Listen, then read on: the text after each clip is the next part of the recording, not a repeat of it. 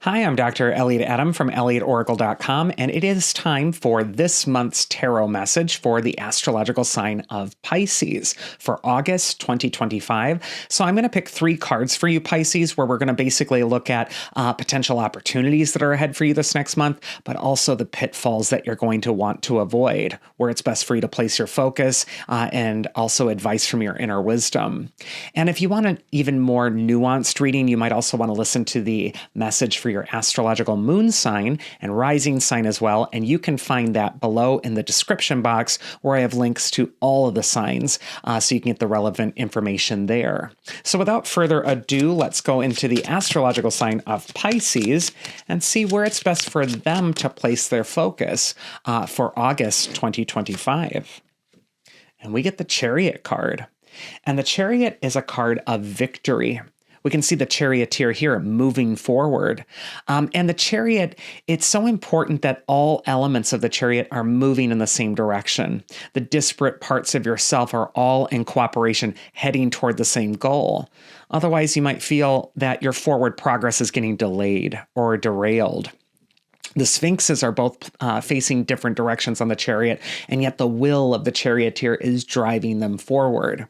He's also leaving the walled city behind him, which is a symbol for his comfort zone, the familiar, what he's used to. And he is following the mystery. He is following where the sphinxes are leading. And so too for you, Pisces, this could be a month where you're being asked to leave your comfort zone behind, to go out into the world. But when I see this card, I think of the old saying, fortune favors the bold. Action is what's needed at this time. And so if you've been kind of like on the fence or wondering passively if this is the time to make your move toward your best opportunity, or whether it's your time to make your move away from a comfort zone, away from something that's been comfortable but stagnant and stuck and doesn't feel right for you anymore, this is the confirmation you need that it is time to grow. So it's time to take that important step across the threshold. And you might even have to overcome some emotions in order to get there, because even the charioteer has had to cross the river behind him, and water in the tarot is always a symbol for our deeper feelings or emotions. The next card is going to be advice from your inner wisdom if you're a Pisces for this month of August. And we get the Queen of Swords. And the Queen of Swords is the lady of the tarot of no excuses. She wears the butterfly crown, which changes the energy from feeling victimized by life to feeling victorious over it. And yet the Queen of Swords is an exacting judge. She's very direct and very clear.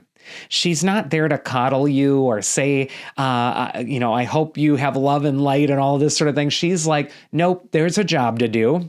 Here's what you need to go out and do. Get it done. She's a disciplinarian.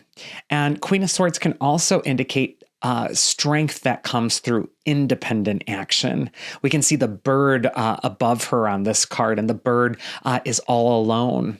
And that can indicate independence, that she goes her own road. She's not afraid to do it alone or even to go her own path.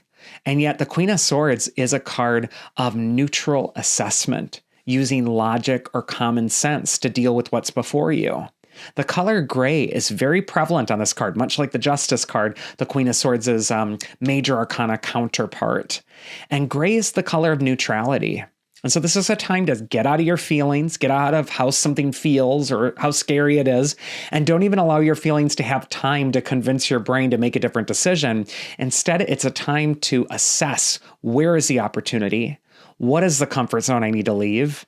And then to act on it, to just go for it. And be single-minded in this.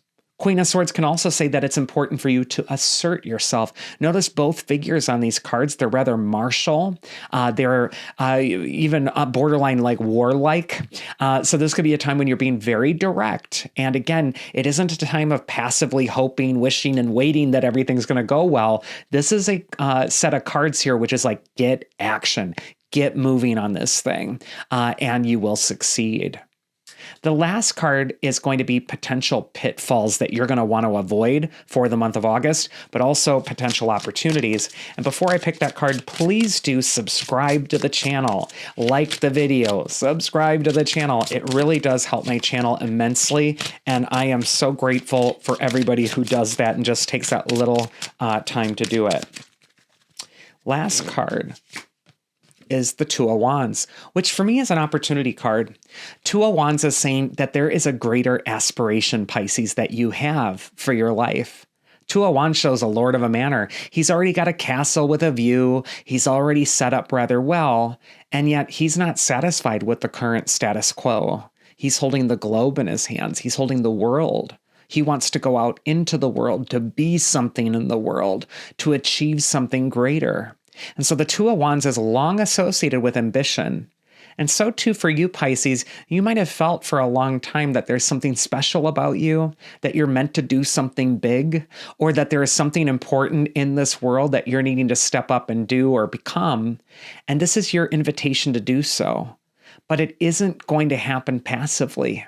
This is a card of stretching again outside of the comfort zone, leaving the fortress, leaving the comfort zone of the castle you already have, and stepping out into the wider world.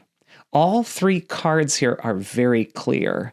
There is something to act on, something to move forward with, and somehow it's linked to your sense of purpose, identity, or also the life that you're most aspiring to. So Two of Wands is just saying, give yourself permission to reach for better, to do something bigger, and to really realize that through action. And this isn't a time to get into your feelings, Pisces, as sensitive as you are. This is a time to get into your logic, your common sense, but also your ambition. And it's just time to grow. And so that is the message I have for you, Pisces. Again, if you want a more nuanced message, listen to your moon sign and rising sign. You might also get some deeper insight into the next month of August for you. And if my style of reading resonates with you, I'd love to read your cards. And my books are open at elliotoracle.com. You can see my whole calendar there. Schedule a session with me. I'd love to see what my cards have to say about you and your situation, where things are heading for you. And for you, Pisces, who are on the go and don't have time to sit down for a session, I also have email readings that I've unveiled that are now ready. And those have been really taking off. But you can send me your question. I'll make a video for you and send it to your inbox addressing your particular needs. So again, thank you for watching the video. The thumbs up are much appreciated, so are comments. And I will see you again here this next month. So do take care.